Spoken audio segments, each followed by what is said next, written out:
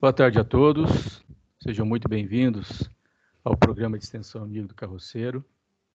Nós vamos começar então com os nossos trabalhos, lembrando sempre que as nossas reuniões, as nossas palestras, todas elas estão sendo gravadas e posteriormente vão estar disponíveis no nosso canal do YouTube, ok? Hoje nós temos então um convidado especial, é o médico veterinário Lorenzo Costa Vincenzi. Vou fazer uma breve apresentação do Lorenzo.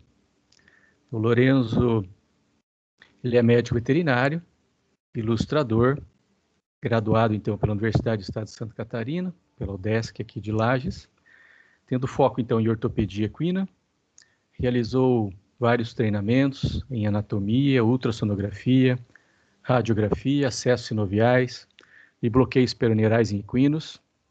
Também é idealizador do Veterinarte, ilustrações anatômicas e biomecânicas, clínicas e cirurgias veterinárias. O Lorenzo é o nosso egresso, né? Bastante conhecido aí de todos vocês, pelo menos de quem já está há algum tempo no programa Amigo do Carroceiro.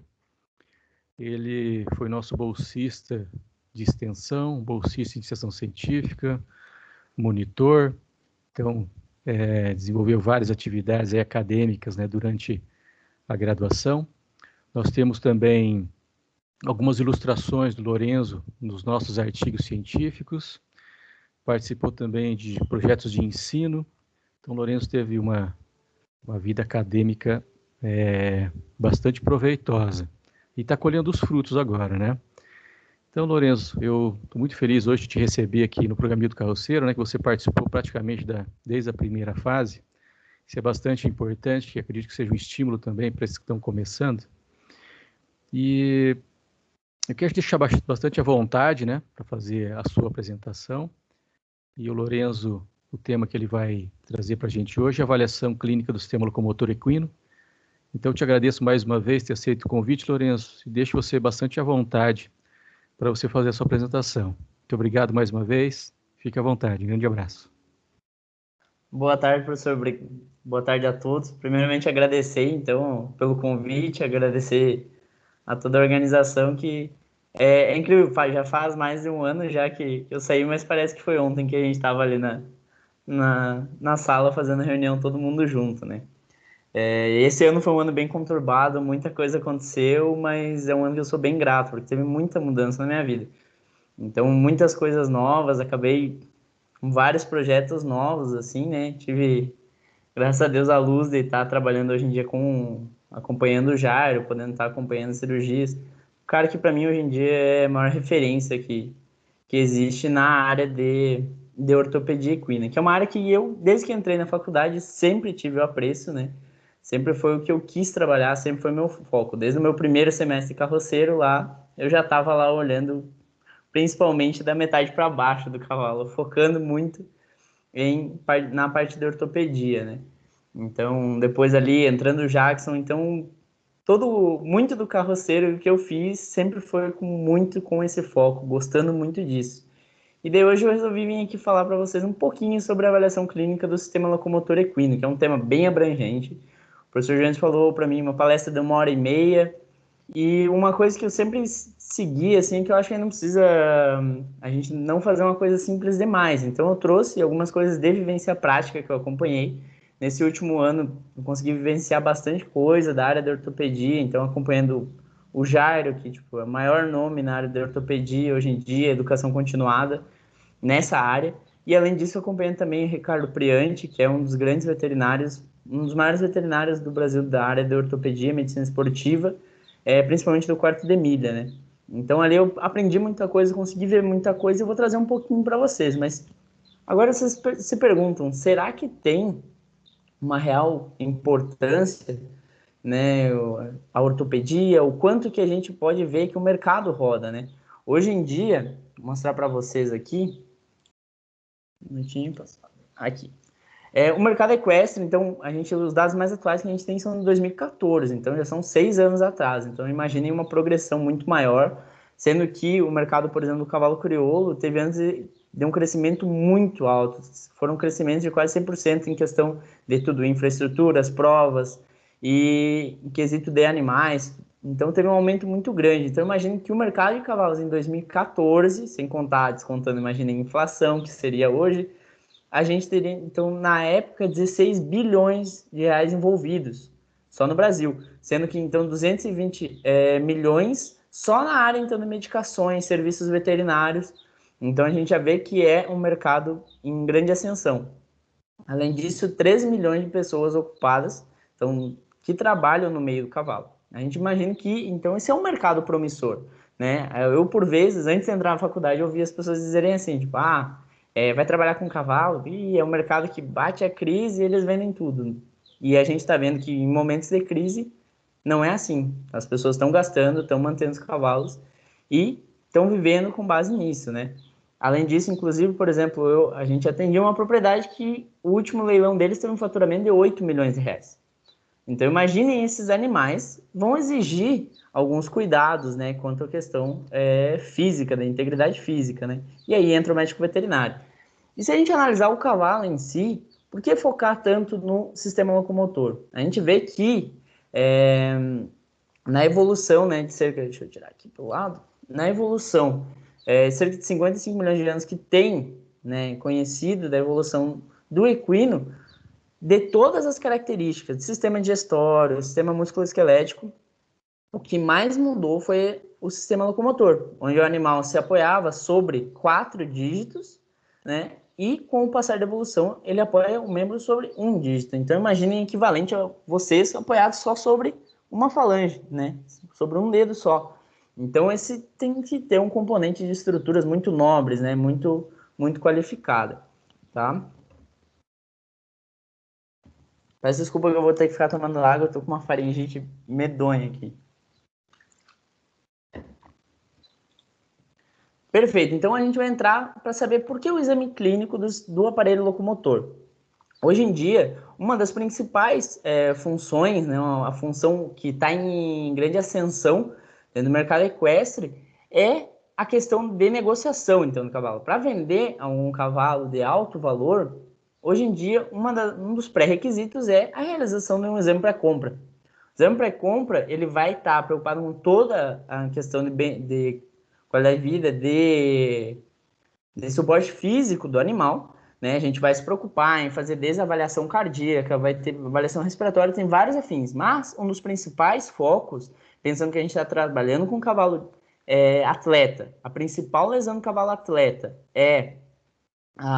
são afecções locomotoras, o exame pré-compra ele vai ter grande foco no aparelho locomotor. E é uma coisa que tem uma boa remuneração para o médico veterinário. Hoje em dia o médico veterinário consegue tirar de 2 a 3 mil reais em um exame pré-compra. São feitas no mínimo 42 projeções radiográficas, o exame físico completo, teste de flexões, mas em uma manhã tu consegue fazer um exame pré-compra de um animal que não esteja, né, com problemas, e o valor de 2 a 3 mil reais. Então é uma boa remuneração, né?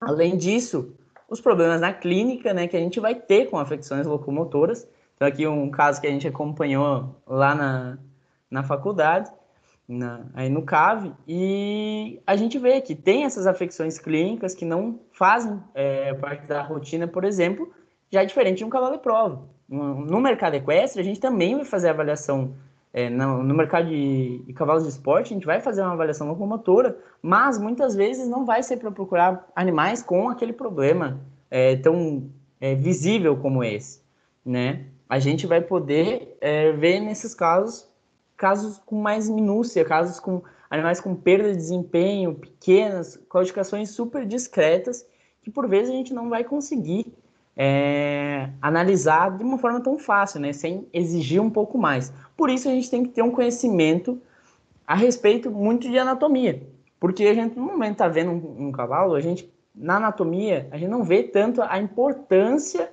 clínica, né? A importância da anatomia.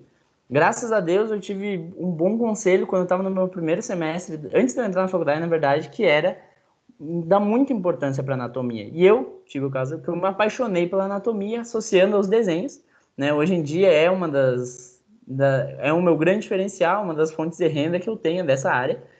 E aqui, por exemplo, eu trouxe um desenho que eu fiz para vocês. Esse aqui é mostrando, eu fiz para o meu relatório de estágio final, que é algumas imagens da articulação femorotibiopatelar. A articulação femorotibiopatelar, ela é a articulação mais complexa do equino. Então, ela é uma articulação composta por 3 ossos. A gente vai ter patela, fêmur e a tíbia. Além disso, a gente vai ter um osso acessório aqui, a fíbula, que, Lourenço, um ossinho tão quase insignificante, né?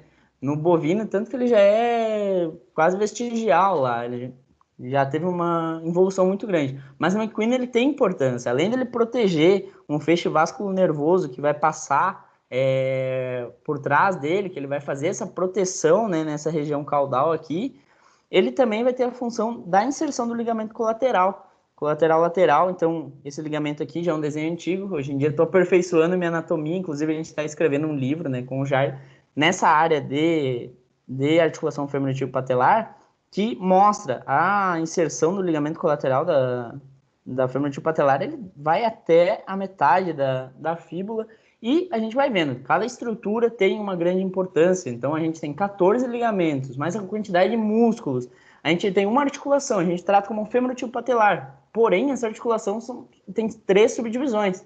E dentro dessas subdivisões, a gente vai ter recessos. Que os recessos são como saculações que funcionam como uma reserva de líquido sinovial. Então, por exemplo, a gente vai ter aqui a articulação femoropatelar. Nessa articulação femoropatelar, ela vai ter o recesso suprapatelar aqui, que vai ser muito importante em caso de cirurgias, por exemplo, que às vezes fragmentos ficam alojados nessa região. Então, a gente tem que ter todo esse cuidado com a anatomia, porque a anatomia também vai nos ajudar numa visão espacial. Além da gente ter que saber o que é um cavalo normal. Às vezes, eu vejo colegas dizendo, gente, já estou cansado, os mesmos cavalos do carroceiro, já vi eles. Mas tu vê o animal sadio também é muito importante. Nada adianta, tu não vai encontrar uma patologia no animal, uma lesão, alguma alteração, se tu não souber a anatomia normal. Então, por exemplo, a gente olha aqui nesse animal, a gente já consegue ver várias estruturas anatômicas que são internas, né? Então, a gente vê que essa silhueta aqui é do ramo dorsal, do ligamento suspensório. Que o ligamento suspensório, a gente vê essa silhueta aqui, ó, que ele vai se inserir aqui na região do sesamoide, que a gente sabe que mais ou menos essa região vai formar a base do sesamoide. Além disso, a gente vê aqui esse pequeno aumento de volume, ele é a projeção do quarto metatarsiano, que ele vai estar localizado aqui, vai subir até a região mais proximal, né? A gente vai ter aqui nessa região, a gente vê a silhueta da cartilagem alar. Aqui a gente sabe que essa região caudal, se ela tiver uma outra deformação, a gente pode ter uma lesão, por exemplo, do tendão flexor digital profundo. Então, vocês veem que a gente, sabendo a anatomia, a gente consegue já fazer como um scanner e já ir olhando esse animal. E a gente vai ver mais para frente, eu vou mostrar essa questão da inspeção para vocês. Outra aplicação anatômica, por exemplo, a gente tem essas estruturas aqui, focando principalmente nessa estrutura e nessa estrutura, que juntas elas formam o aparato recíproco. Um videozinho de um pônei que eu dissequei lá no CAV ainda para mostrar para vocês, que vocês reparem que o equino, quando ele flexiona a articulação femorotibiopatelar, por consequência, o tarso acaba sendo flexionado e, por consequência, o boleto. Tudo se dá pela inserção dessas estruturas. E a gente sabe que, por exemplo, quando houver uma ruptura dessa estrutura aqui, que é o terceiro fibular, ou antigamente chamado de peroneus tertius, a gente vai conseguir fazer uma flexão da articulação, né?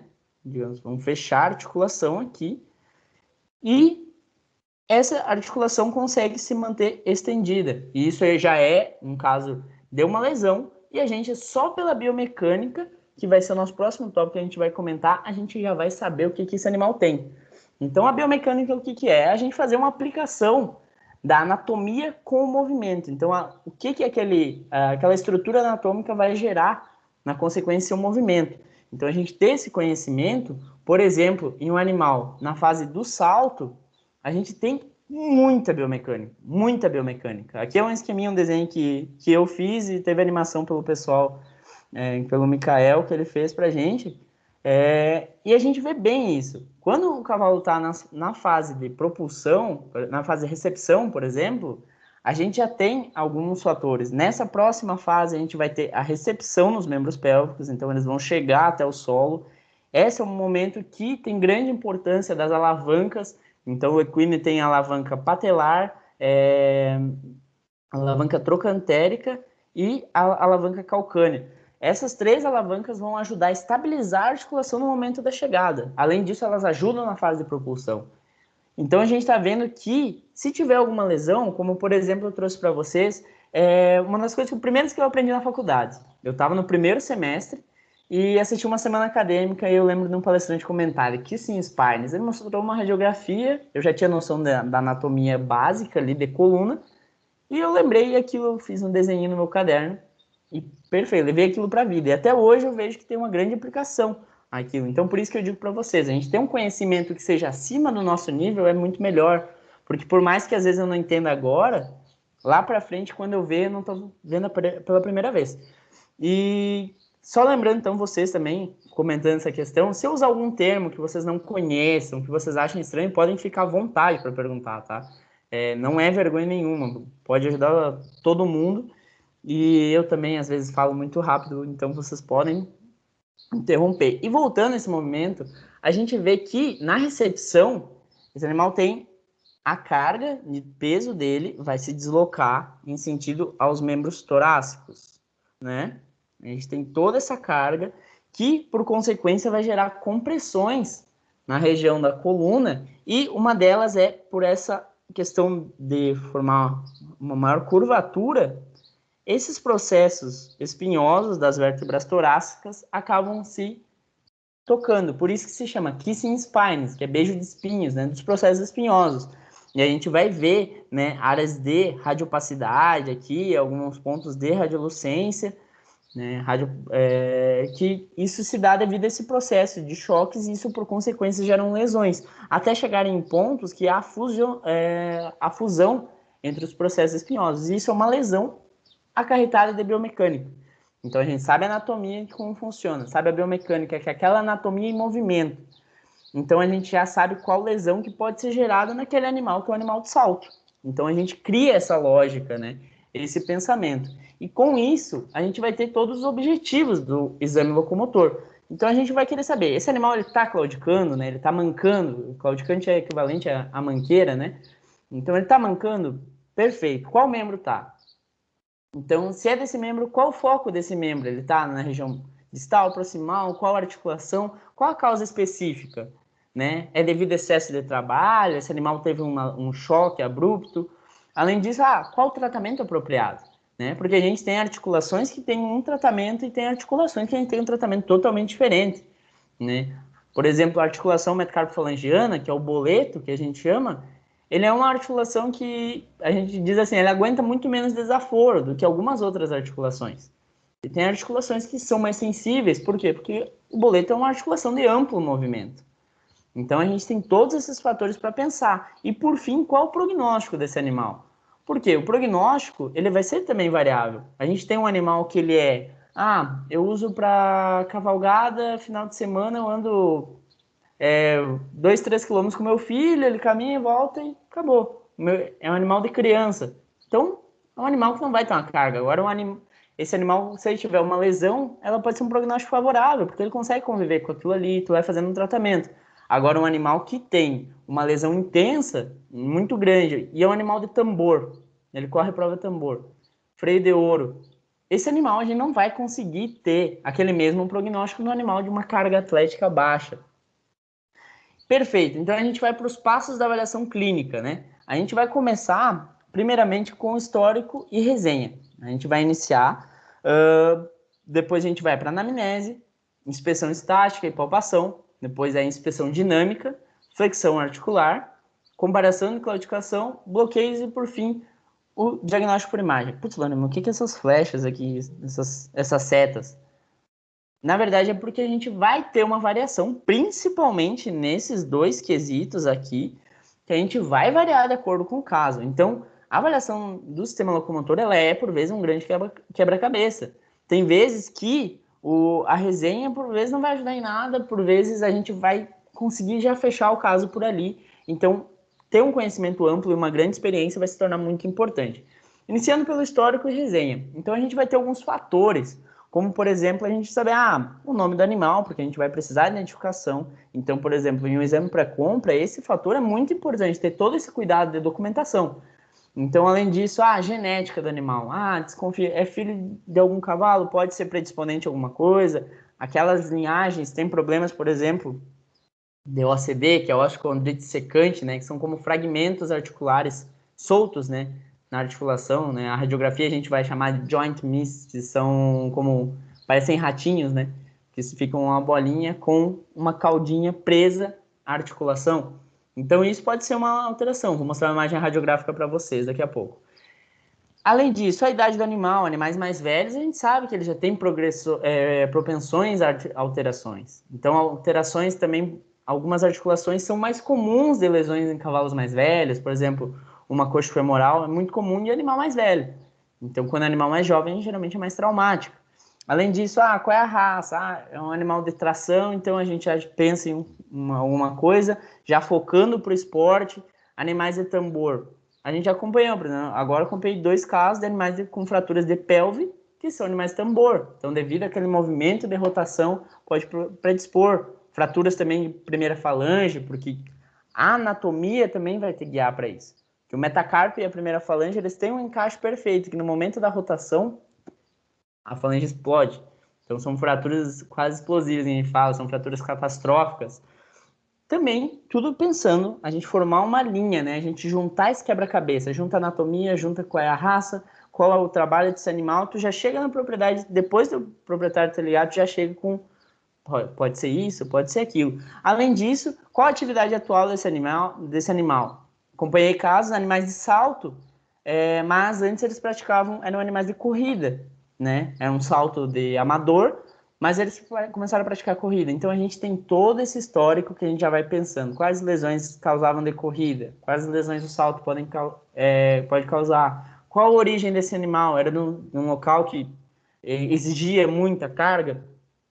Daí, posteriormente, a gente vai para a anamnese, né? Saber, então, qual é a principal queixa do proprietário quanto àquele animal, né?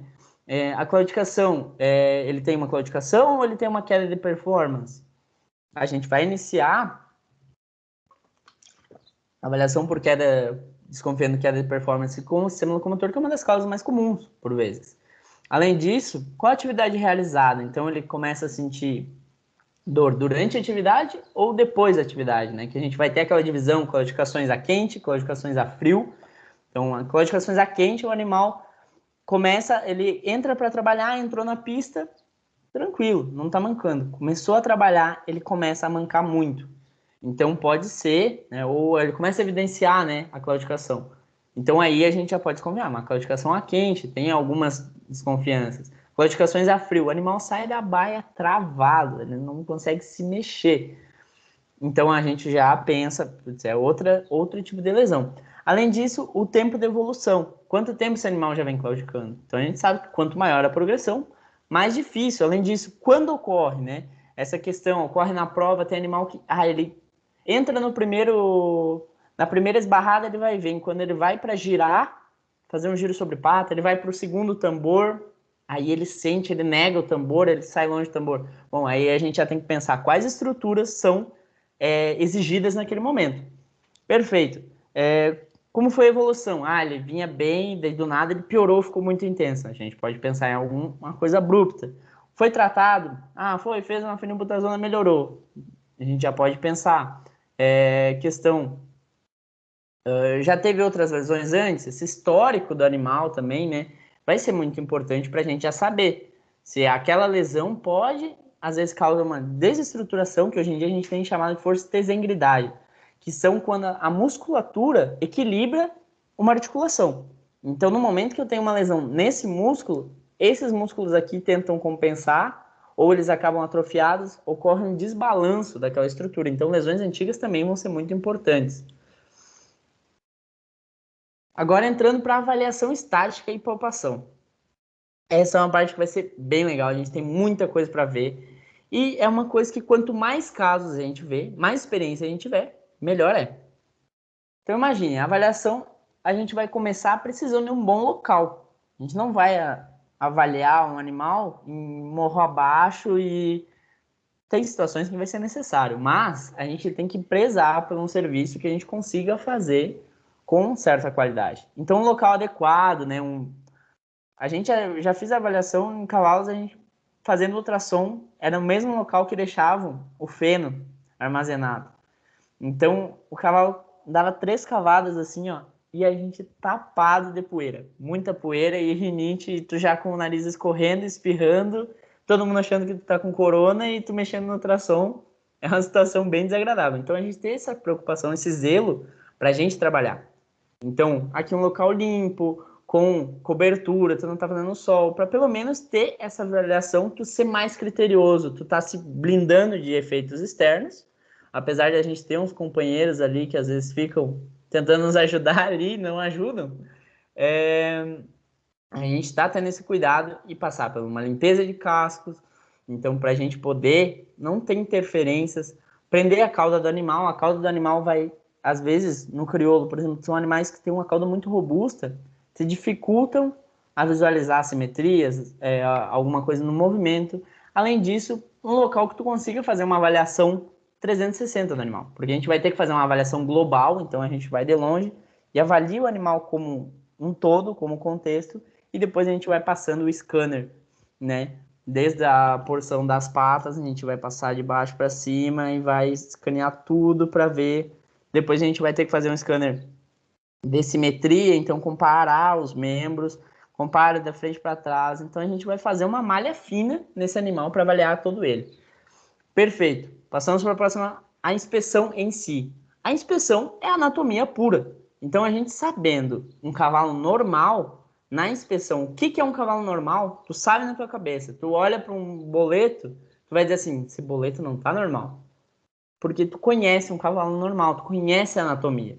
Além disso, a gente vai estar fazendo avaliação postural também. Se esse animal está numa postura antiálgica, se ele tem alguma alteração, ele poupa o membro, deixa o membro um pouquinho mais para fora, alguma coisa assim, a gente já vai tendo desconfianças. Efusões, que são as formas onde aqueles recessos que a gente comentou, que são aquelas como reservatórios de líquido sinovial, apresentam engurgitados, apresentam cheio, porque isso significa que ocorreu algum estresse articular que levou a um desbalanço que leva a aumento de produção de líquido sinovial. Por consequência, a gente vai ver, então, alguma alteração articular através de uma infusão. Então, alguma alteração sinovial, né? Porque a gente também tem infusões de bainha, de bursas e afins. Busca por assimetrias, então a gente vai avaliar, às vezes o animal, tu desconfia de alguma coisa porque tu vê, nossa, esse músculo está menor desse lado, então a gente já pode desconfiar de alguma lesão ali.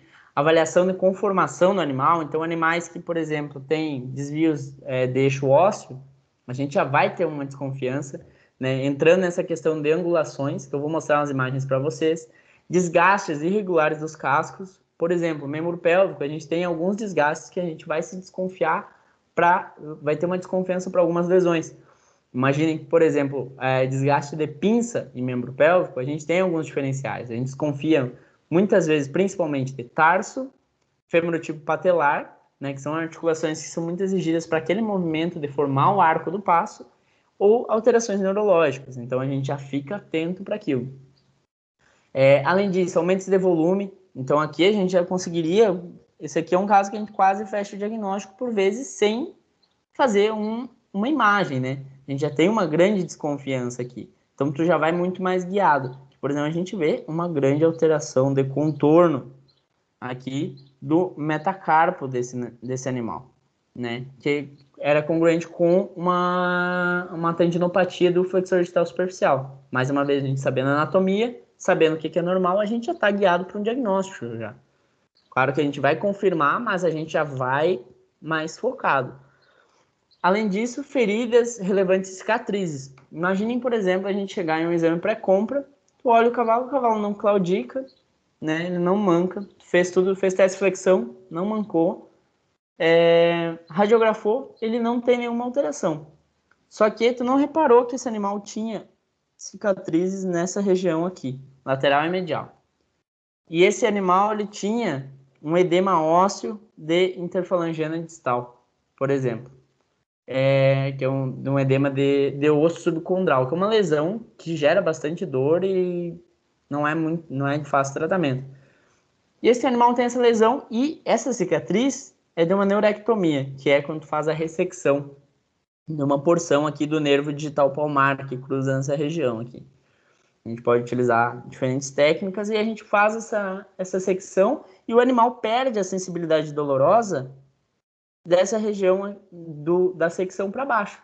Então, tu aprovou um animal porque ele não claudicava, ele não tinha nenhuma imagem radiográfica, mas ele tinha uma lesão importante e ele estava neuroectomizado. Então, o cuidado para te vender um animal desse é muito grande. Tu não pode aprovar um animal desse. Então, essas cicatrizes também são de grande importância.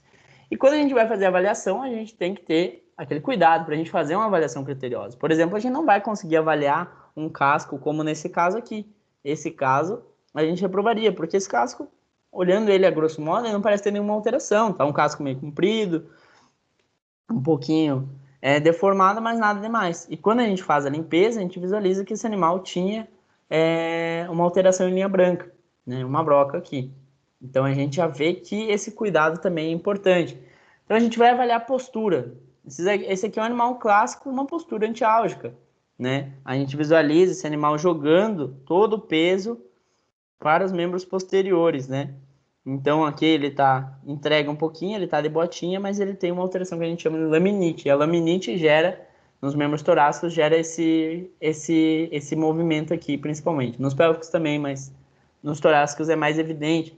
Esse animal aqui da direita, esse animal ele tinha uma lesão nesse membro e por sobrecarga dele poupar esse membro aqui, esse outro membro acabou com um desvio importante por peso excessivo sobre ele. Se a gente for bem criterioso, a gente já consegue visualizar uma assimetria, mas a gente vê que a cauda atrapalha um pouco.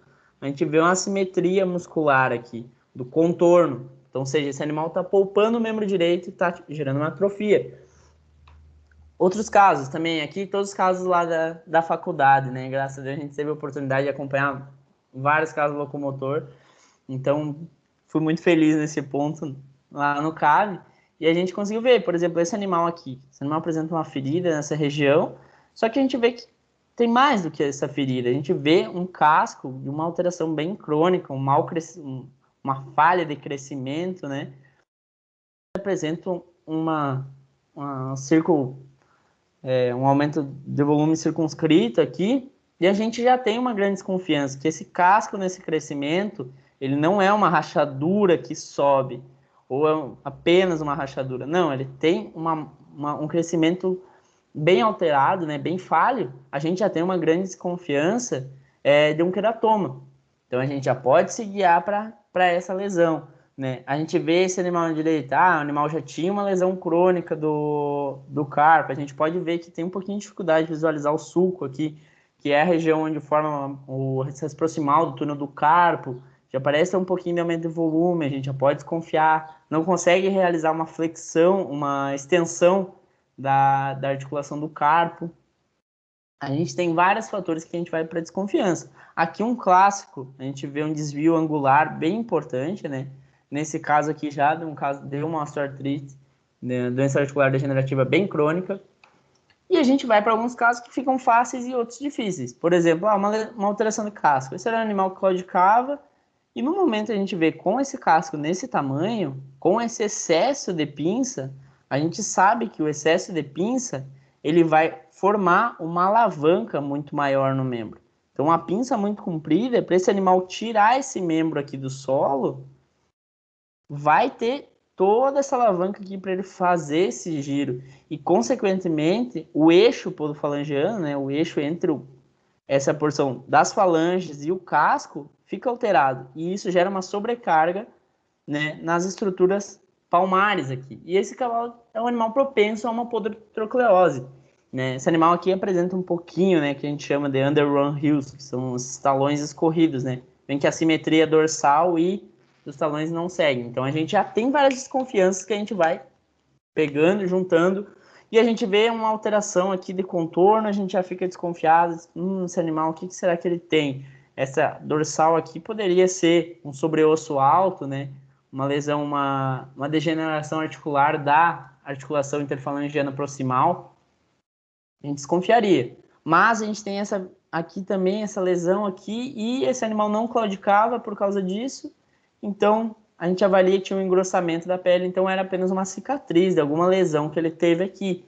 Já esse animal da direita, esse aqui é um animal que a gente acompanhava lá no carroceiro.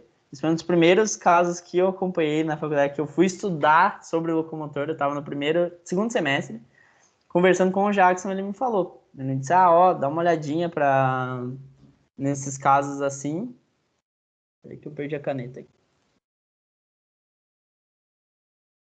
Dá uma olhadinha nesses casos assim que podem ocorrer. Eu fui avaliado e eu aprendi que esse caso aqui é uma conformação que a gente pode ver que o casco ele fica nesse sentido um formato piramidal, né? Devido aqui nessa região a gente tem a falange distal, tá? E essa falange aqui vai estar a região da articulação interfalangiana distal, né? A gente vai ter essa região aqui. O desenho ficou rápido, ficou meio esdrúxulo, mas enfim. Essa região da articulação começa a ter proliferação óssea e essa proliferação desloca todo o estojo córneo no sentido cranial. Então esse animal a gente já pode ter, só por essa silhueta aqui aumentada, casco cônico, a gente já piramidal assim, né? A gente já tem desconfiança que a gente possa ter para chegar no diagnóstico. Outros casos aqui para vocês. Isso é um aumento de volume lateral, a gente já consegue facilmente ver que isso aqui não é normal no animal. Esse caso aqui era um animal que ele tinha um hematoma, levou uma pancada, um coice. Aqui um caso, à direita, um animal que a gente acompanhou lá aí no CAV também, era um animal que tinha uma osteoartrite muito grande da femorotipo patelar, e a gente vê a grande atrofia muscular nesse membro dele aqui. Esse caso aqui, é um caso bem legal, acompanhei um quarta-milha de tambor durante a prova, no último tambor, ele deu o giro e o treinador ouviu um estalo e o cavalo saiu manco, muito manco, não botava o membro no chão. E esse animal a gente já consegue ter uma grande desconfiança no diagnóstico dele só pela inspeção.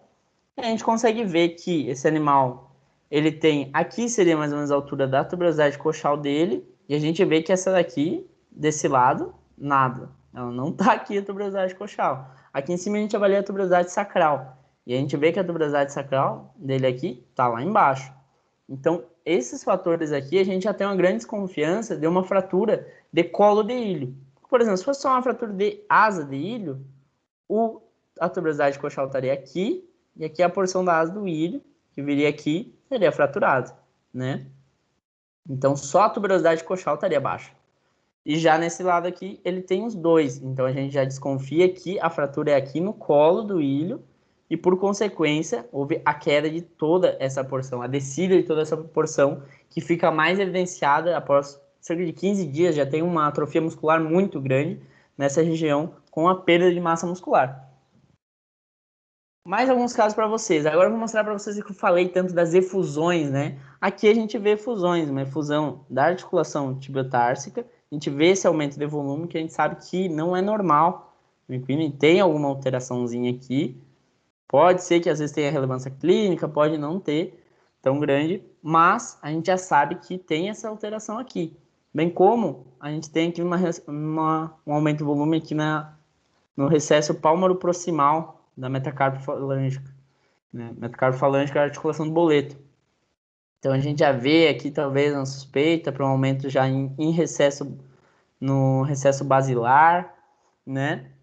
Agora aqui da direita é um caso para vocês olharem. Olhem e tentem avaliar. Esse animal tem alguma alteração importante, a gente vê algumas coisinhas e é uma alteração bem discreta na silhueta aqui, caudal, na porção caudal do plantar, perdão, do tarso aqui.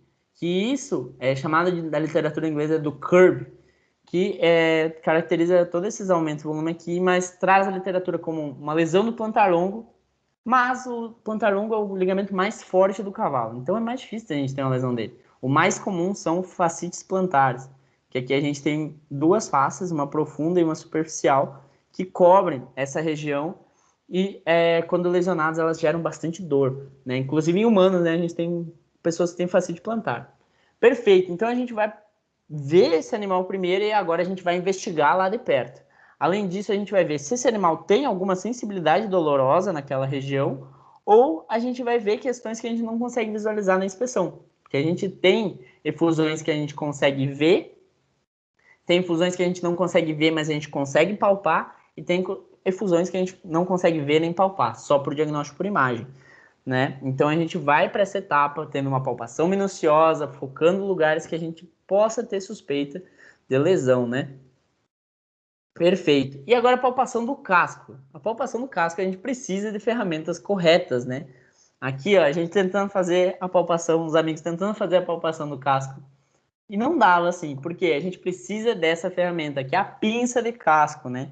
A pinça de casco, ela vai ser uma forma que a gente vai chegar na palpação de uma estrutura que é rígida, né? A gente não consegue com a mão ir lá e apertar. É igual a gente não vai conseguir trocar um pneu frouxando os parafusos com o dedo. A gente precisa de uma chave.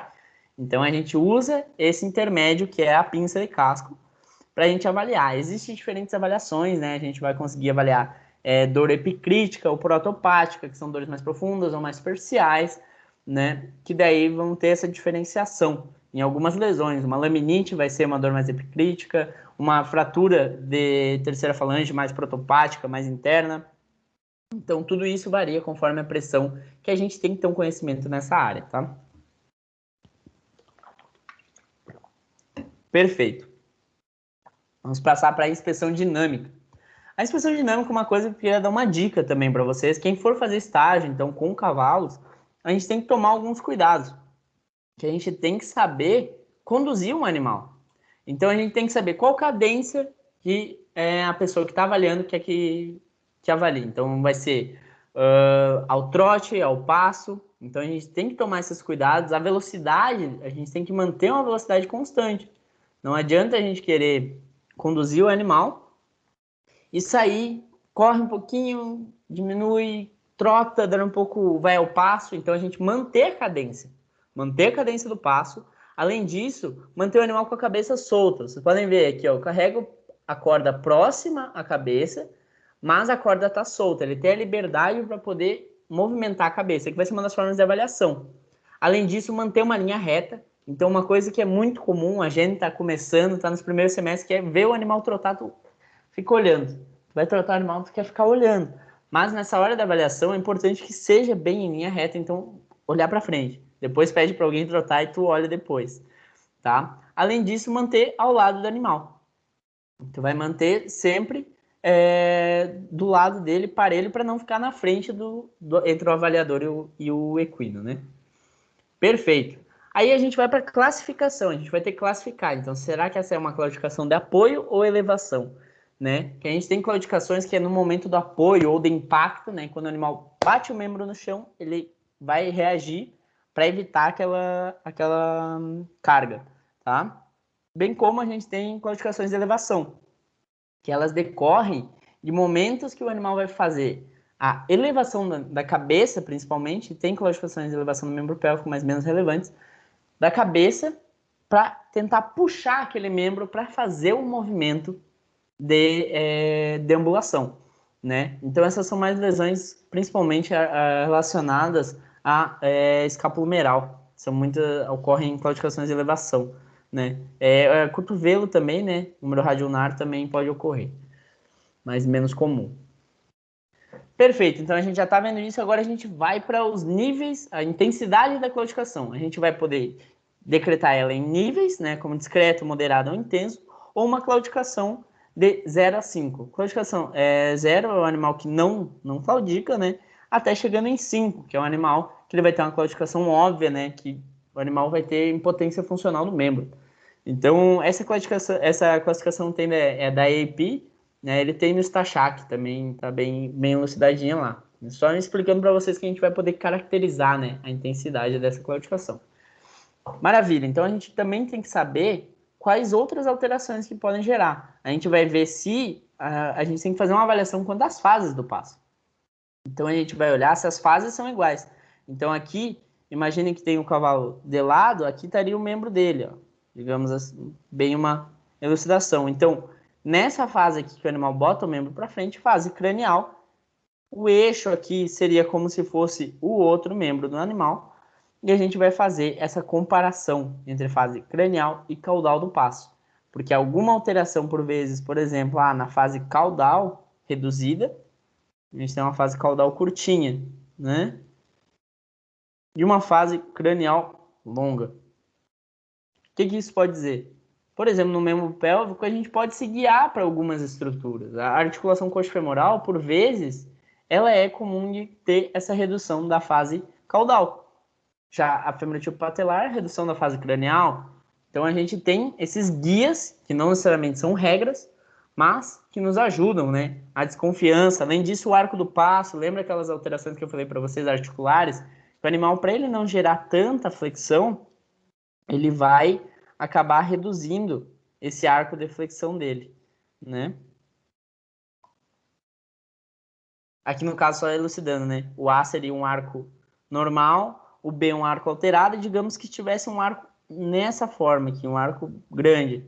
Esse arco a gente poderia desconfiar de um animal que tem arpejamento, que é uma lesão. Outra coisa seria a suspensão do boleto. Aquele caso que eu mostrei antes para vocês, vocês veem que esse animal, por evitar a carga nesse membro aqui, ele sobrecarrega aqui, e quem já tem aquela visão, sabe o que é um boleto normal, já vê que o ângulo desse boleto está totalmente alterado, né? Esse ângulo do boleto está muito intenso. Por quê? Porque ele está houve uma sobrecarga do aparato de suspensão, das estruturas que suspendem esse boleto aqui.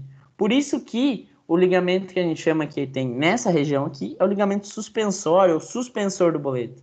Né? Não é só pelo formato dele que parece um suspensório, é porque ele faz a suspensão, ele segura essa articulação no ar, junto com outras estruturas. E como, Lorenzo, que eu avalio uma claudicação? Perfeito, a gente vai olhar esse cavalo de frente, por exemplo, para avaliação no membro torácico, se ele claudica. No momento que ele fizer a elevação da cabeça, geralmente, né, fora as claudicações de elevação, a gente vai ter uma correlação apoiado. Então, no momento que ele apoia o membro, que ele sente dor, ele levanta a cabeça. Por quê? Para tirar a carga de peso desse membro aqui. Ele vai ficando mais leve, esse membro assim.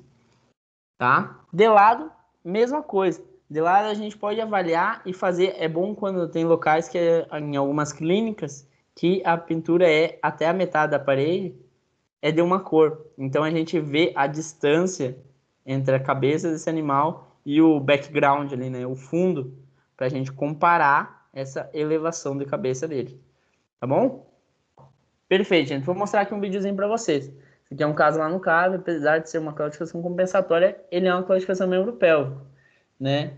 O vídeo passa um pouquinho travadinho, é normal dessas plataformas de vídeo, mas se vocês avaliarem, ó, ele eleva a cabeça, ele baixa na próxima fase, apoiou o membro esquerdo, baixou a cabeça. Apoiou o membro branco, o direito, elevou a cabeça, no momento do apoio do esquerdo, baixou a cabeça. Então ele faz esse movimento de deambulação, erguendo e baixando a cabeça, porque ele tem uma claudicação no membro pélvico direito. Perfeito, agora a claudicação no membro pélvico. Como a gente vai ver?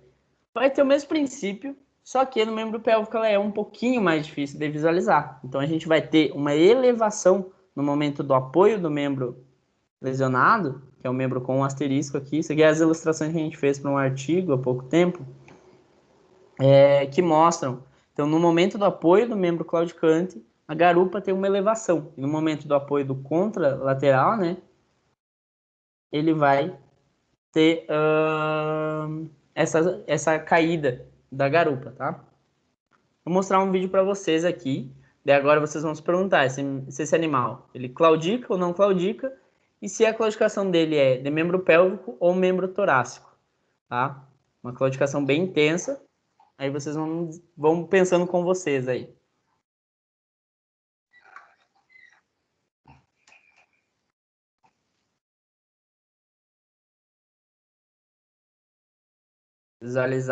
Visualizem triangulação, visualizem aquela questão também de apoio. Se o animal apoia todos os membros completamente, ele tem um apoio completo da sola, se a gente avaliar, não. A gente consegue ver esse animal, então, no membro pélvico direito dele, o apoio dele é em pinça. Vocês estão vendo? Ele não consegue apoiar os talões.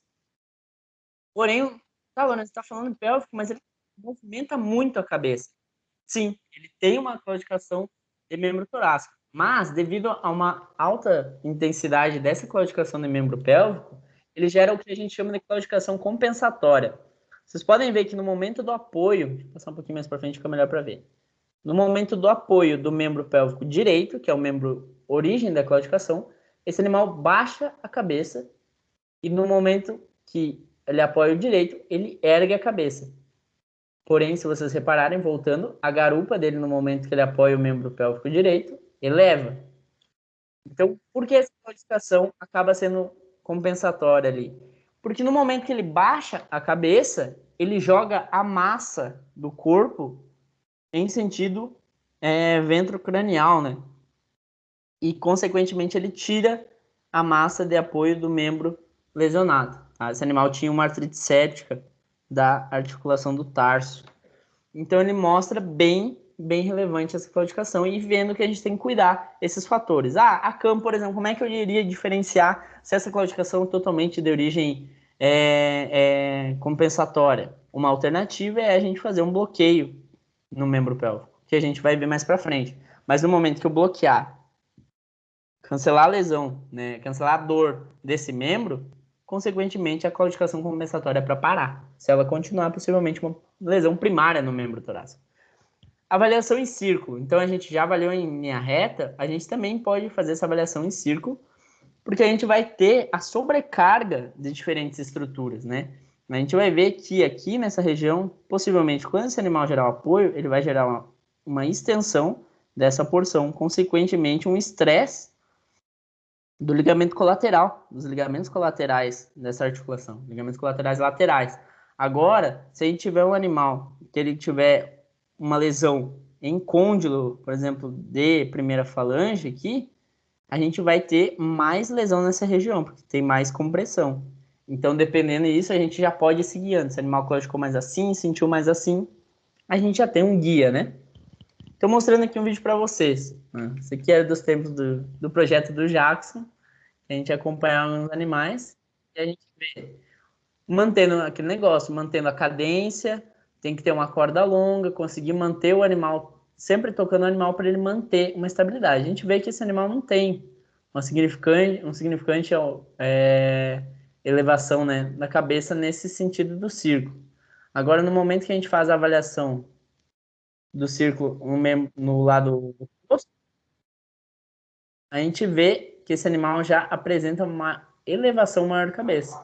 Então a gente já pode ter desconfiança, né? Muito provável do membro interno. A gente sempre desconfia mais do membro que está dentro do círculo, né? Porque ele está recebendo mais peso, tem toda essa exigência. Então, aqui, além de tudo isso que a gente já viu, a gente tem hoje em dia outras formas de avaliação de claudicação. A gente está fazendo avaliações a olho nu e eu trouxe um videozinho para mostrar para vocês essa avaliação que a gente pode fazer também, né? Uma avaliação através de aparelhos que vão dar uma avaliação precisa de claudicações que a gente não consegue às vezes ver a olho nu. Vou mostrar para vocês aqui um trechinho do programa Cavalos Crioulos que mostra essa avaliação. Tá ouvindo, professor? Dá para ouvir o áudio do vídeo?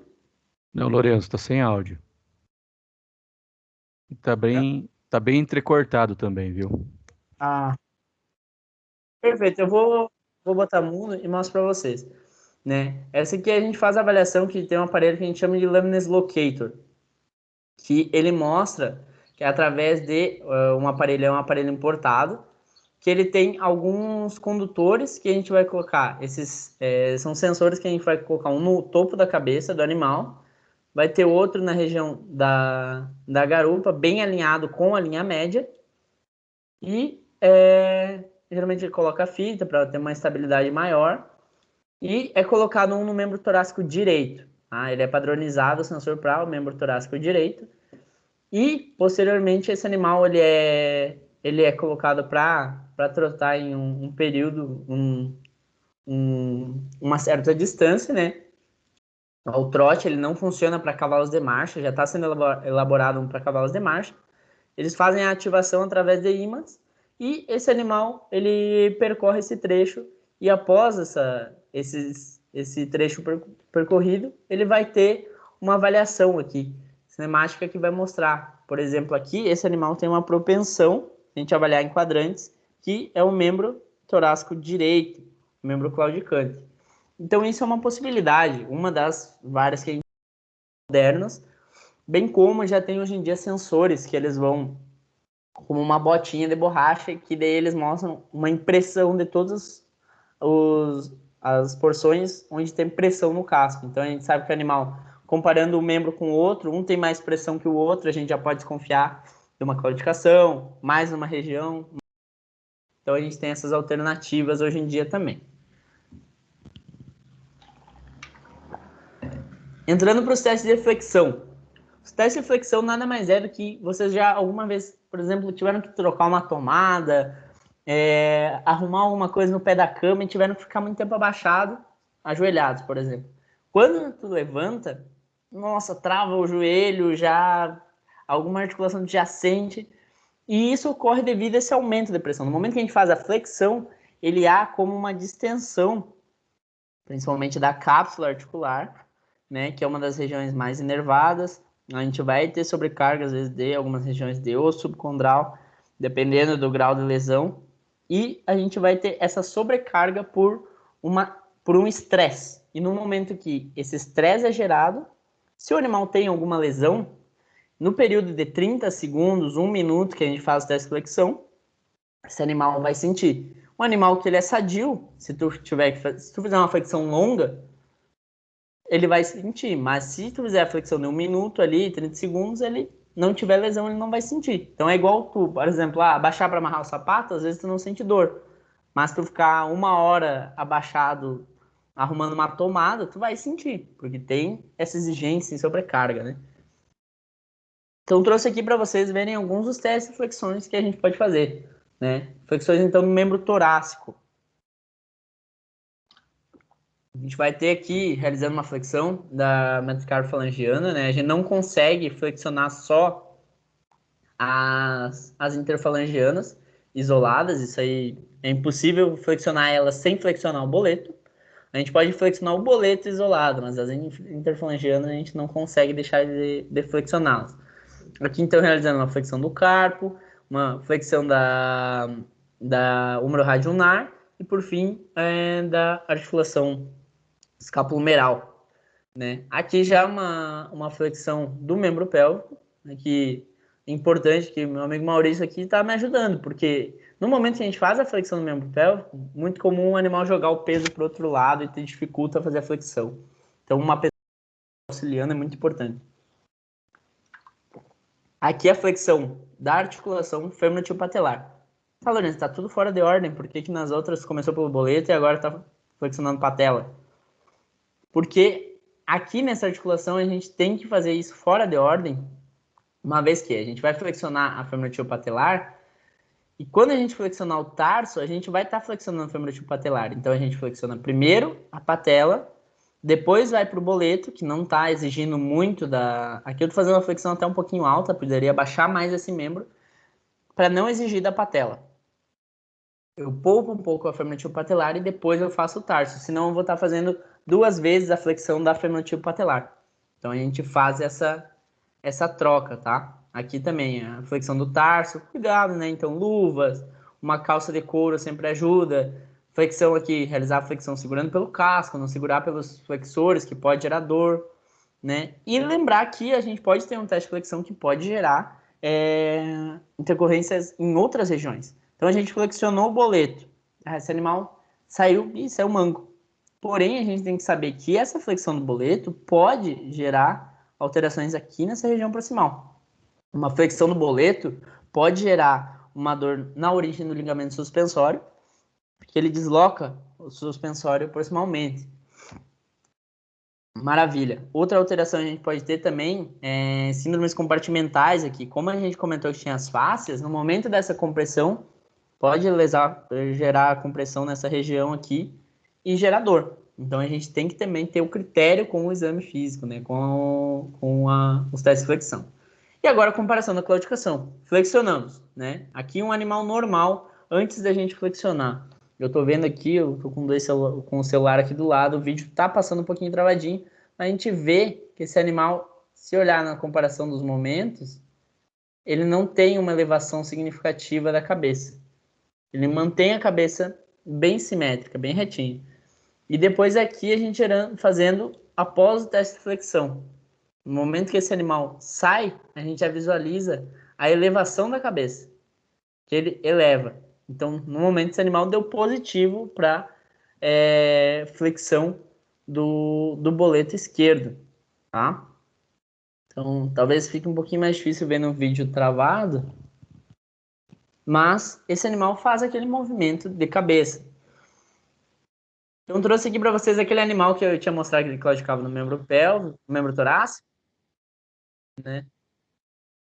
Ele mostra a claudicação no membro torácico, mas ele também tem uma claudicação importante no membro pélvico direito. Só que antes da flexão, é uma claudicação discreta. E após a flexão, a gente visualiza esse animal bem manco. Ele tem uma elevação de garupa bem grande. Por mais que o vídeo esteja travado, vocês conseguem ver que ele parece um saci, dando aqueles pulos, assim, com o membro pélvico. E ele também, consequentemente, tem, né, aquela claudicação compensatória, né, pensando que a claudicação geralmente é contralateral. Perfeito, agora chegamos no momento de dúvida. O que a gente vai fazer? Esse cavalo manca, tá mancando no membro torácico direito. E eu vou para onde? Para onde que eu vou? Qual é o meu caminho de vida? Momento Nazaré é isso. Se a gente vai para bloqueios ou se a gente vai para imagem, para diagnóstico por imagem, né? Não aqui para o professor Jones, é para imagem. A gente vai ficar nessa dúvida. Então, dependendo dos casos, a gente vai se guiar para alguma coisa. Então, o animal já tem uma efusão da articulação, respondeu no teste de flexão, ele já tem um histórico de ter tido uma lesão no boleto, a gente vai, né, pro lado do boleto, né?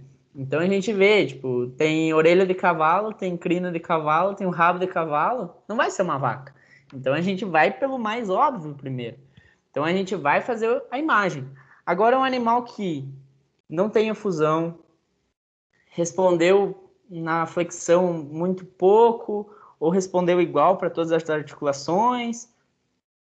O que fazer? Aí a gente pode ir para o bloqueio, porque a gente vai fazer o bloqueio segmentar, né, de distal para proximal, para ver. Porque eu vou explicar para vocês o que é esse bloqueio. A gente vai ver no bloqueio que a gente vai utilizar a gente vai fazer uma analgesia local, né, em principalmente o nervo periférico, né, utilizando um anestésico local, seja lidocaína, mepivacaína ou bupivacaína, tá? A gente tem essas opções, todas sem vasoconstritor, a gente vai optar para fazer, então, uma comparação. Ou a gente vai fazer um bloqueio perineural ou um intrasinovial, depende da situação. Como é que funciona um bloqueio perineural? Tem um esqueminha aqui que o Jackson me cedeu, que eu acho bem bom, que ele mostra um estímulo doloroso, que seria esse em azul, gerado aqui no membro do metatarso do animal. Ele vai ter a transdução, passar pela modulação, depois a projeção, até a percepção lá no córtex, né? Depois ele retorna para gerar a resposta. Então, assim seria o funcionamento normal. O que a gente vai fazer ao realizar um bloqueio? A gente vai aplicar esse anestésico, que geralmente eles geram alguma alteração nas bombas de sódio e potássio, que impede essa transdução e não chega até a modulação, muito menos a projeção e percepção. Então a gente vai ter que fazer, só que vocês viram esse movimento aqui, né? Ele ocorre em sentido proximal. Então, no momento que eu gerar um impedimento aqui, ele não sente toda essa porção aqui.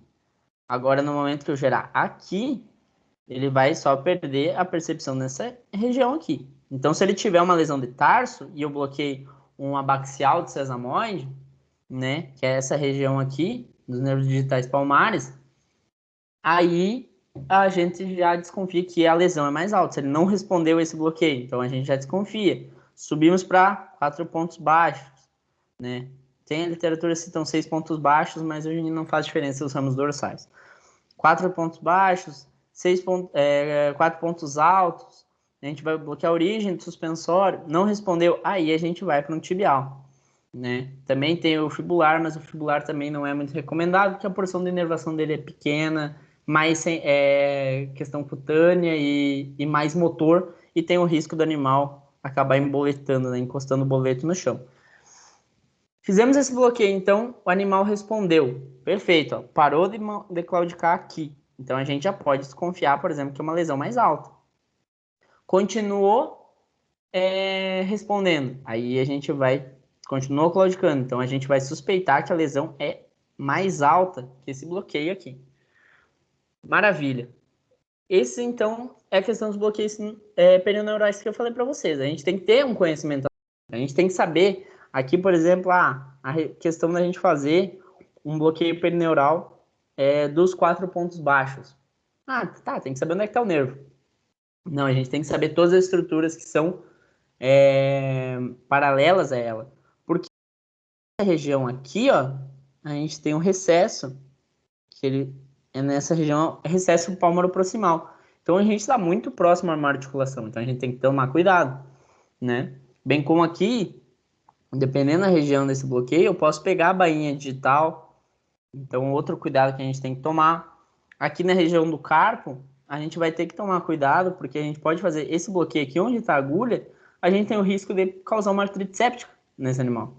Por quê? Aqui nessa articulação a gente tem 2 recessos que se deslocam nessa região aqui, né? São recessos da carpo metacárpica. E no momento que eu entrar com a agulha aqui, eu posso estar atingindo um vaso importante. Então, eu vou fazer uma antisepsia cirúrgica. Mesmo assim, eu vou ter o risco dessa articulação. Então, meu bloqueio dá um falso negativo. Então, todos esses fatores são muito importantes. Já os bloqueios sinoviais, então, o que a gente vai ter? Vai ser o mesmo princípio de utilizar um anestésico, só que via intraarticular. Só que aqui a gente tem que, além desse cuidado anatômico, a gente vai ter que ter uma antisepsia cirúrgica. Então a gente vai pegar lá com clorexidina, vai fazer 3 aplicações, retirar com álcool ou fazer com degermante. A gente vai ter que utilizar alguma coisa para a gente fazer uma limpeza a nível cirúrgico, porque a gente está acessando uma articulação. E uma artrite séptica, uma bursite séptica, chave de cadeia. Casos assim, a gente acompanha alguns casos, por exemplo, uma bursite séptica, que bem dizer leva o animal a óbito, quase, né? A indicação de eutanásia pelo nível de dor.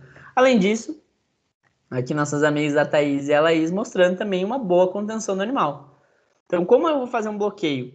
Eu vou ter que avaliar esse animal ao trote depois, eu não posso sedar ele, então, muitas vezes. Eu não vou poder fazer uma dose sedativa para eu conseguir fazer um bloqueio, sendo que depois eu preciso que ele deambule normal. Então a gente pode utilizar animais muito estressados, pode fazer uma dose bem baixa de um alfa-2 agonista para ele ficar mais calmo, mas não a ponto de chegar a sedar ele, né? Além disso, um cachimbo, uma boa contenção, um bom posicionamento, ambiente, tudo isso vai ser relevante. Por fim, vamos chegando na parte mais bonita de toda a questão do exame locomotor. A gente vai chegando na parte de imagem. Começando, por exemplo, com a ultrassonografia, né? A ultrassonografia, por vezes, ela é um pouquinho mais acessível, né? Só um minutinho. Ela é um pouquinho mais acessível, questão de valores, do que um aparelho de radiografia. E ela tem uma alta sensibilidade, a gente consegue ver essas lesões, só que ela é muito manipulador dependente, né? Então, o conhecimento anatômico para fazer uma ultrassonografia é muito importante. A gente tem aqui, por exemplo, mostrando para vocês. Essa imagem aqui da direita, uma imagem próxima da que eu estou fazendo, um pouquinho mais acima dela, nessa região aqui, assim, mais ou menos. O que a gente tem? Eu trouxe esse caso que é bem relevante, que é um caso que a gente poderia ter diagnosticado na faculdade com essa imagem, né? Porque a gente também não tinha probe, se não me engano, a macroconvexa. Mas essa imagem aqui parece um grande borrão. Mas essa imagem aqui a gente tem. Esse aqui mais hiperecóico, mais branco, é o flexor digital superficial. Se vocês lembrarem da anatomia, onde é que o flexor digital superficial se insere na sua porção proximal?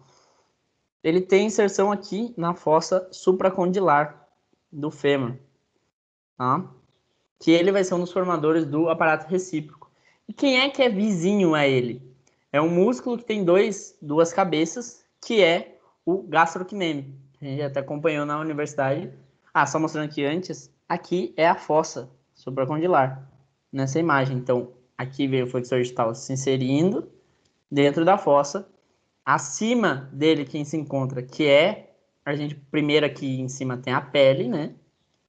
Abaixo da pele, essa é uma região que a gente vai apresentar o bíceps femoral, que é esse músculo aqui, ó, que a gente vai utilizar ele como referência para iniciar essa imagem caudal do fêmur.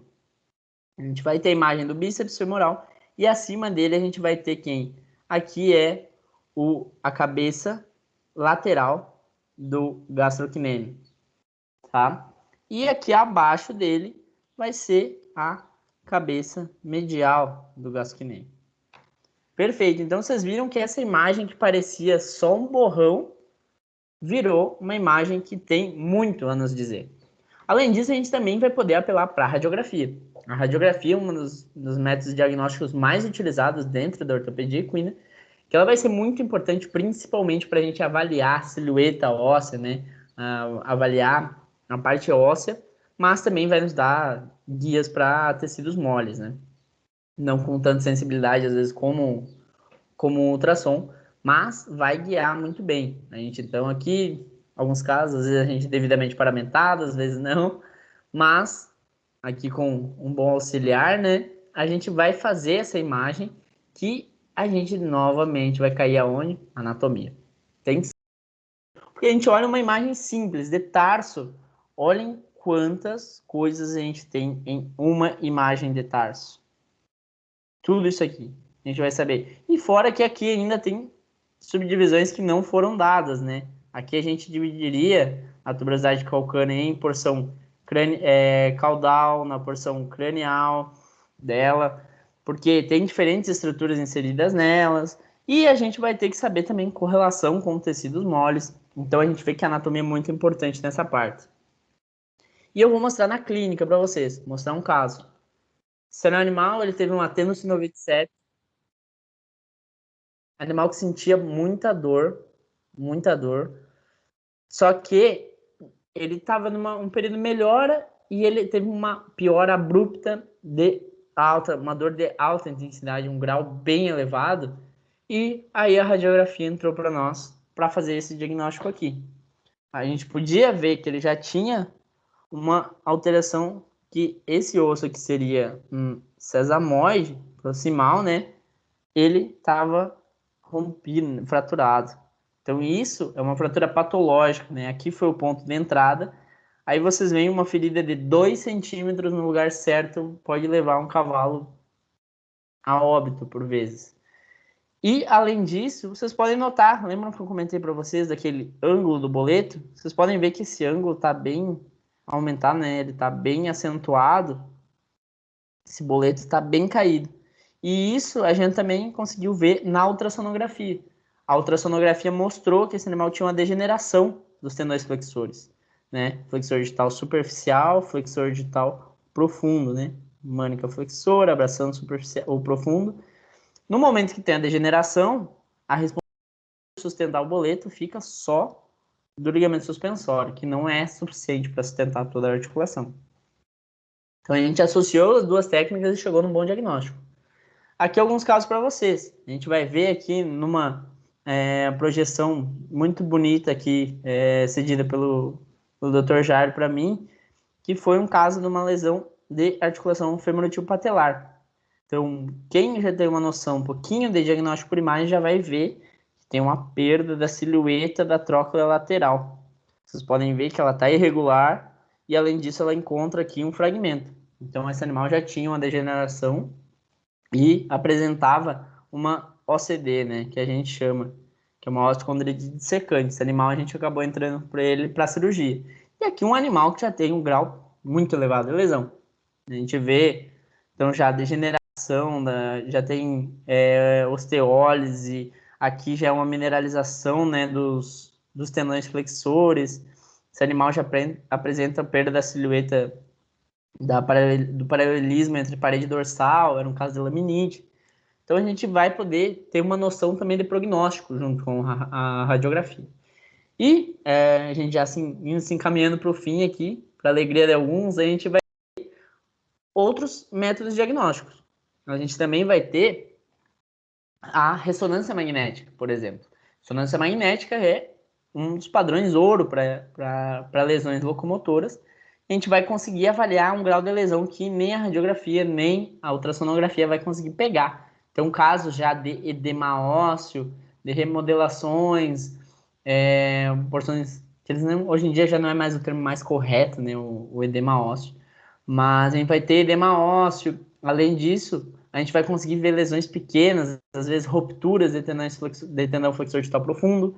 E a gente vai ter outros métodos também. A gente vai ter a termografia, que vai poder nos dar um norte para onde que é a região que está uma lesão, né? Devido a um processo inflamatório ter aumento de temperatura. Para questões de lesões de coluna e afins, ele é muito importante, né? A gente vai ver alguns casos.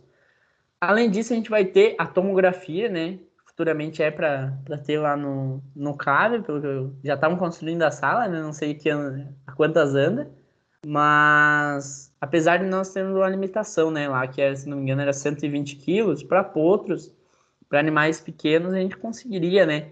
E ele vai poder dar um scanner e é muito bom para guiar, porque ela vai dar vários cortes, ela vai guiar para uma cirurgia. Tu vai saber exatamente onde tu coloca um parafuso, ter todo esse guia.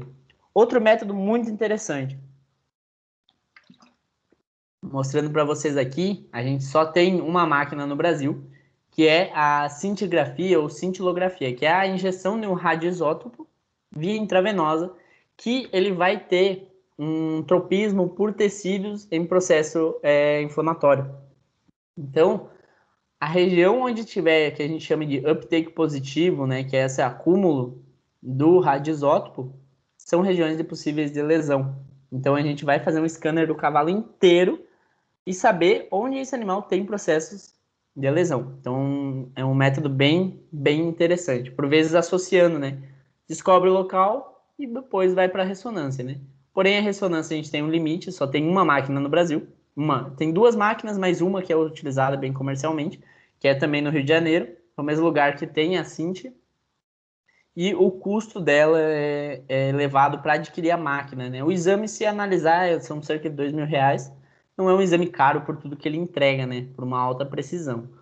E, por fim, também eu trouxe aqui um método que é a artroscopia. A artroscopia, a gente não tem ela só como método de terapêutica de tratamento. Eu acompanhei casos aqui com o Jairo que a gente entrou para fazer uma artroscopia exploratória, diagnóstica. A gente conseguiu visualizar que o animal já tinha uma fibrilação do cartilagem articular através da artroscopia. Então, esse método nos guiou.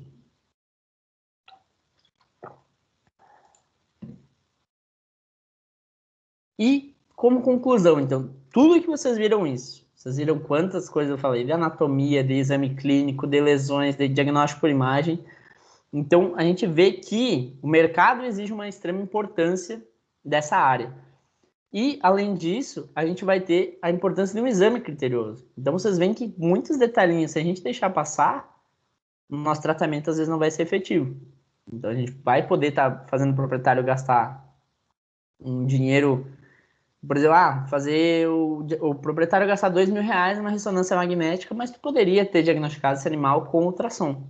Isso é muito comum. Então, a gente tem que fazer um bom exame, ser muito criterioso no nosso exame, com bastante conhecimento anatômico, conhecimento em ortopedia em geral, para a gente poder chegar a um diagnóstico preciso. Porque com o diagnóstico correto e precoce, associado ao tratamento adequado daquele animal, a gente vai ter um prognóstico mais favorável. E a chance de ter mantido a vida atlética desse animal, por consequência, a gente vai manter o nosso cliente, né? Então, tudo isso. E, já finalizando, vou mostrar para vocês um pouquinho. Vocês viram eu falar aqui por tempo, alguns já me conhecem, mas outros podem ser que não conheçam. E alguns a gente mantém em contato esparso, então, explicar para vocês o que tem feito hoje em dia, né? Além de estar acompanhando o JAR, a gente está trabalhando no livro. Hoje em dia eu tenho alguns modelos de negócio que eu estou trabalhando, que é uma coisa que eu sou muito grato à quarentena. A quarentena eu evolui muito nesse quesito e a gente busca se aperfeiçoar. Então eu tornei hoje em dia o Veterinarte, que era o que eu já tinha desde na metade da graduação, com o meu hobby dos desenhos que eu tinha, e eu acabei tornando o Veterinarte mais uma empresa, né? Hoje em dia eu trabalho com ilustrações anatômicas, aqui algumas ilustrações anatômicas que eu fiz, para vocês verem, E daí com essas ilustrações para artigos, para livros, a gente está escrevendo um livro, eu já estou com participações em outros livros, desenhos meus que vão. Além disso, desenhos para curso, tudo isso com foco no veterinário. E, em paralelo, uma demanda que eu comecei a fazer um freelance durante a faculdade, né, ganhar um dinheiro extra, eu hoje em dia profissionalizei e criei o Veterinary Logos, que é focado em logotipos. Então, eu crio logotipos principalmente para veterinários, hoje já são mais de 70 veterinários que carregam logos do veterinário, né? E, além disso, a gente cria toda a parte de cartões e afins para veterinários, né? Hoje em dia eu trabalho com uma equipe, com o diferencial que nossa equipe é formada por veterinários. Ou seja, a gente consegue ter mais assertividade nisso.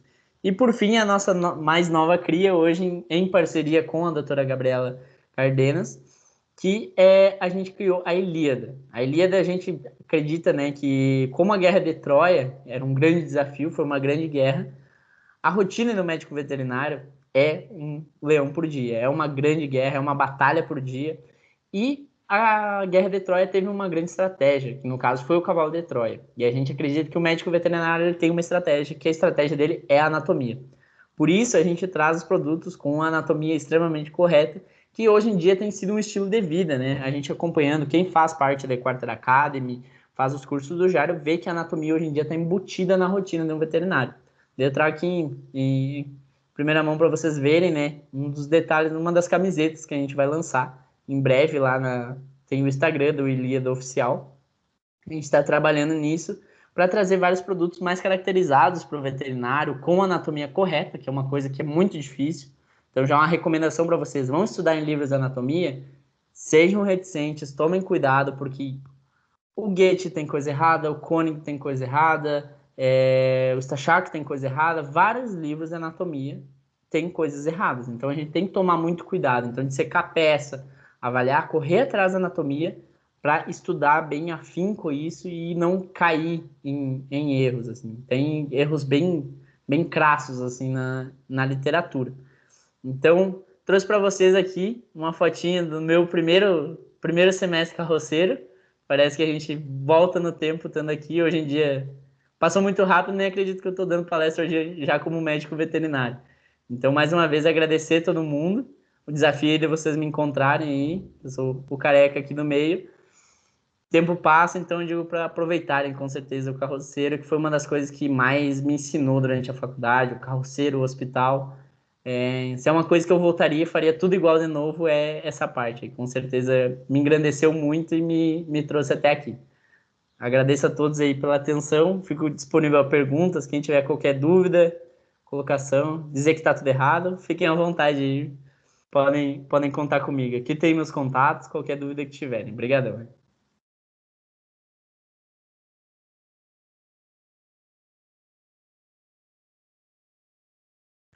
Obrigado, Lorenzo. E eu gostaria agora de deixar aberto, quem quiser fazer alguma pergunta, né, Lorenzo, ou tirar alguma dúvida, Claro. pode se manifestar ali pelo chat ou pode abrir o microfone também, tá? Fique à vontade.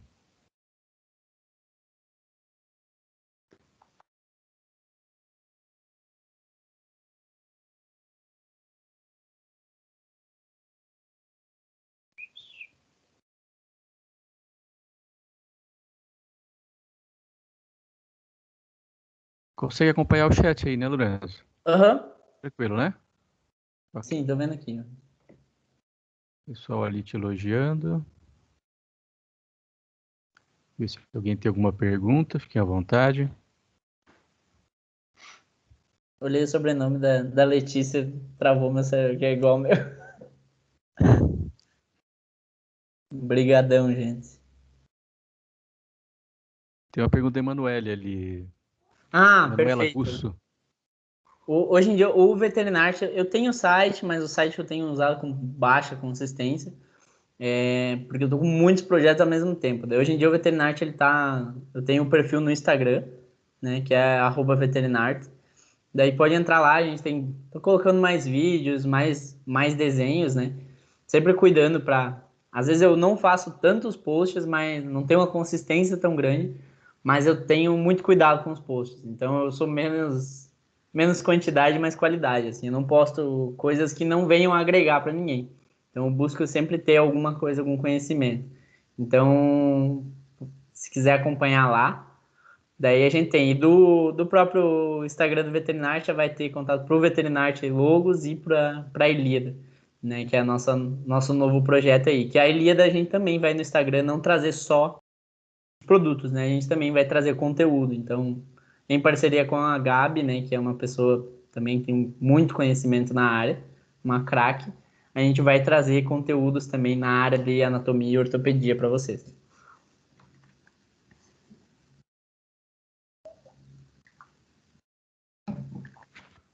Mais alguém? Se nós não tivermos mais perguntas, né, Lorenzo? Gostaria de te agradecer mais uma vez e pedir ali para que quem puder abrir a câmera e os microfones para a gente fazer uma salva de palmas aí em agradecimento à sua palestra. Quem puder, então, abrir os microfones e o vídeo. E aí também para a gente fazer uma foto aqui.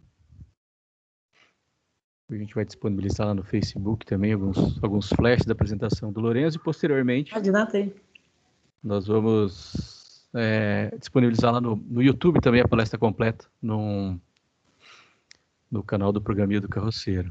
Vou aguardar um pouquinho aqui então, pessoal, abrir as câmeras.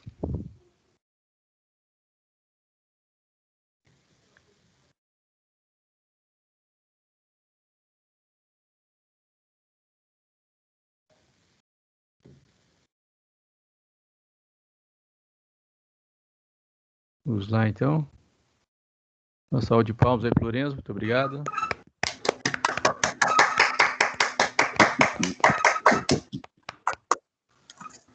Vou fazer um registro aqui, Lorenzo, fazer uma foto aqui. Se quiser puder abrir as câmeras ali. Só fazer um print da tela.